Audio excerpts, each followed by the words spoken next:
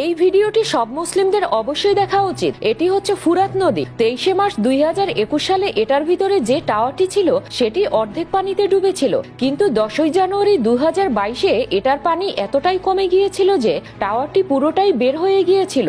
আর এখনকার অবস্থা দেখলে তো আপনিও চমকে যাবেন, কারণ যখন 15 আগস্ট 2023-এ এটির উপরে জরিপ করা হয় তখন টাওয়ারটি পুরোটাই পানির বাইরে চলে এসেছে।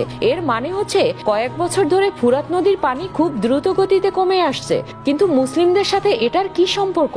হ্যাঁ, মুসলিমদের সাথে এটার সম্পর্ক আছে, কারণ এই ফুরাত নদী শুকিয়ে যাওয়া মানে কিয়ামতের বড় আলামতের ভিতরে একটি। প্রিয় নবী হযরত মুহাম্মদ সাল্লাল্লাহু আলাইহি ওয়াসাল্লাম ইরশাদ করেছেন, ততক্ষণ পর্যন্ত কিয়ামত সংঘটিত হবে না যতক্ষণ না ফুরাতের পানি শুকিয়ে যায়। এখন রিসার্চারদের রায় হচ্ছে 2040 সালের ভিতরে ফুরাত নদী পুরোটাই শুকিয়ে যাবে।